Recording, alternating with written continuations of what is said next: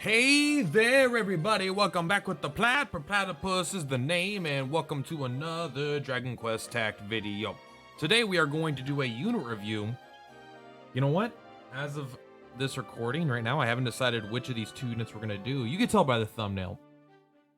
We're doing RUFF. We're going to do RUFF first. I won't keep you in suspense. Alright, so let's just jump into it right away. Also, if you're not subscribed, it'd be awesome if you were subscribed. Not a big deal either way, but I mean, I guess it's not a big deal. The point is, if you like it, subscribe. If you don't like it, tell me why you don't like it, or go on living your life and ignore me. All right, RUFF at maxed out. This is level 120, so this is one thing to keep in mind about unit reviews going forward for a little while here is, I'm used to level 110 max for a lot of these banner units. So level 120 is a full other awakening and a full other 10 levels. So it can be kind of hard to judge what the good stats are at this point right now. But as for RUFF, 867 HP, I'm going to lean towards that being low. Because I think it's not that high, even at level 110. So at level 120, this might be kind of like, that's pretty low. So I don't love that. 516 attack feels so high, though. That's with no weapons. This guy's going to have like 560 attack. 347 defense seems kind of low to me, but not terrible. Agility 471, that's obviously fast as shit. Wisdom 197, you know, again, who cares? Movement 4, very, very fast character. I think that they're on a wolf, right? RUFF has a pet dog, or, you know, a brother or something like that. I'm sure he was raised in the wilderness. That's a common JRPG character archetype at this point. Leadership ability here. Raise whoosh type physical potency by 20%. I actually love this. It pairs obviously incredibly well with Sly and Heart. I don't know how many other whoosh physical characters there are. The Great Saber Cat actually has the same ability as this guy's level 1. The Rolling Wind Claw, Great Saber Cat also has that as his new Blossom. So that's at least 3 very high attack characters that could benefit from this. So there's I think this is actually like a fantastic ability on a specific stage with whoosh weakness. You could actually take huge advantage of that. So let's take a look what else he's got here. Animal Instincts raises whoosh type physical potency by 10% and critical hit rate by 5%. That's really good. I think that must be his default. That doesn't look like that's Awakening 1. Because if we go obtained, yeah, he starts with that. Okay, that's pretty good. So, just having straight up 10% potency is nice. I mean, see, some of these initial traits are pretty insane for characters. This one's not insane, but 5% crit hit rate is pretty darn good. I think Elena has kind of the similar thing here, and she does crit kind of all the time. This is very good for 0 stamina stages, because you can just like 1 in 20. You can like kind of rely on a 1 in 20 to 1 in 10-ish chance to crit. So it could be really good. Multi-hit attacks obviously will crit way more. Raises potency.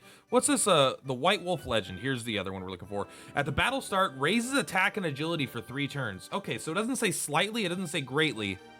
So I assume this is raises attack and agility by 2 stages for 3 turns. That's fucking huge. The agility is kind of not irrelevant, but it's not insanely good. But the attack, like at 516 with a weapon, with automatic attack ups, this guy's going to be hitting 600 attack for sure. So that's pretty insane, actually. Let's take a look at the resistances here. Whoosh Zam is the resistance. I like Zam resistance, especially with a Stark going around. Whoosh resistance just makes sense. I actually think Slineheart doesn't even have whoosh resistance, even though it's his primary element. Weakness to bang, weakness to crack. I mean, going to be weak against Zoma. You know, Nera. There's too many characters at this point to list them all. Super weak to sleep does kind of suck. Sleep can be used semi-frequently. It's kind of a thing they use a lot in stages. It's not like super common, but there are some stages built around sleep on your allies. Intense sleep immunity tends to be pretty good. So weakness to sleep is not ideal, but it's probably not going to be that huge of a deal either.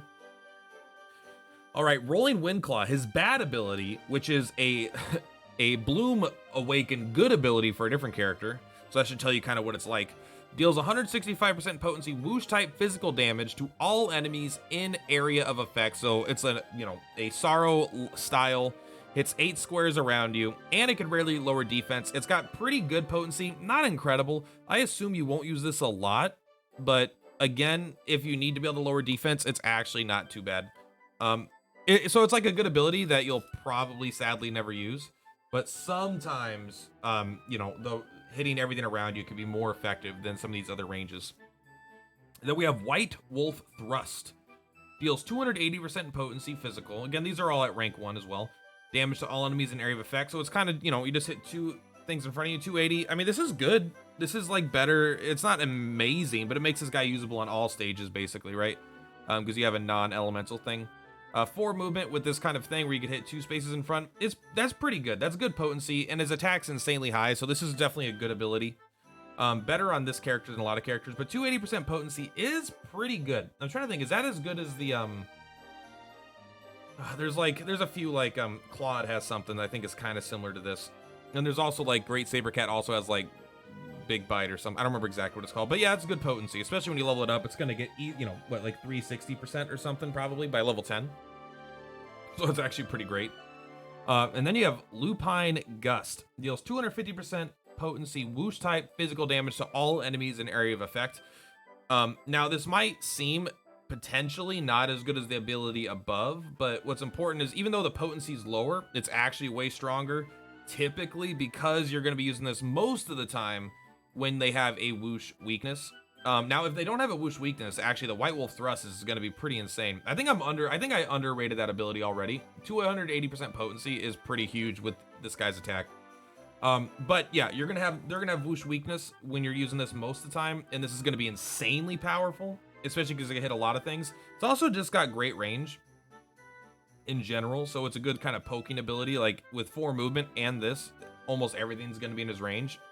So this is a good ability. Like I'm not like blown away by any of these abilities. Kind of like a surprisingly boring character, right? But that boring doesn't mean bad, right? What do? They run up and they attack with slightly interesting range, kind of, you know, nothing to just one target, but you know, with the agility up, attack up, 4 movement, and all these pretty high potencies, there's no doubt that this character is going to be great, but kind of just boring as well. Like they don't do anything new that no one else has done yet, but they might do it like they're probably stronger than Slineheart, right? Slineheart does lower defense with his strongest ability though. He doesn't, but who knows. Anyway, deals 360% potency. This is usable 2 times after turns needed 2. So, I'm sorry, turns needed 2. Is this usable on turn 2 or it's usable on turn 3? Because turn 1 and then turns needed 2, it kind of feels like on turn 2 you could use it. But this is, maybe it's on turn 3. But this is great, actually. This coup de grace comes into play early and you could use it twice. And it starts at a 360% potency whoosh type physical damage to 1 enemy. Obviously it's only 1 enemy adjacent, so it's kind of a weird one. Most coup de grace will hit like a lot of things or have a range. This is like no range, but it's usable twice, and that's really high damage. Wow.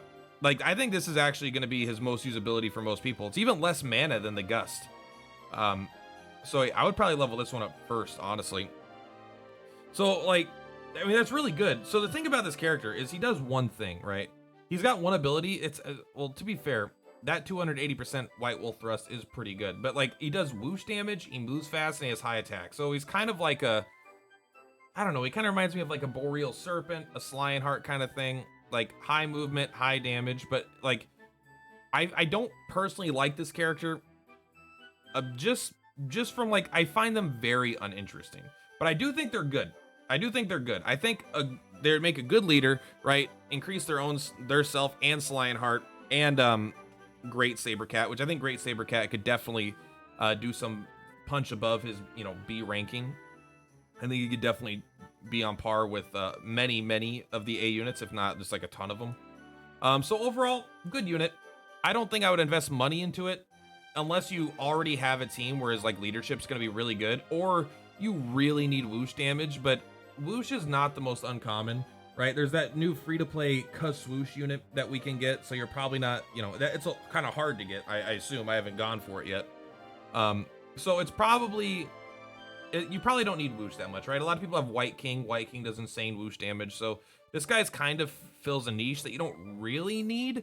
But if you get one of them, I do think he could be pretty darn good. His dupe is pretty nuts, though. I do think some characters, most characters you kind of want to dupe. I think his is pretty defining of his kit, kind of like Nimzo. Getting an attack raise for 3 turns is going to be, even if it's like 30%, you know, if it's 2 stages, that's 30% extra attack, right? And he's already got a high base attack. So it's just going to make him do so much more damage. I think it's pretty imperative for him to one-shot things because, again, he has kind of low HP. 867 in a lot of stages is going to get him one shot. He's probably not going to get one shot in arena. But still, I think I'm kind of rambling now. I think we've kind of gone over the character and seen what they're about. Like them, don't love them, kind of boring, but that doesn't make them bad. They're pretty good, I think. And that's going to be it for today, guys. Thank you so much. Purplatypus is Purplatypus. I will see you next time. Let me know what unit you want me to review next, and I will look into it. Peace out, friends.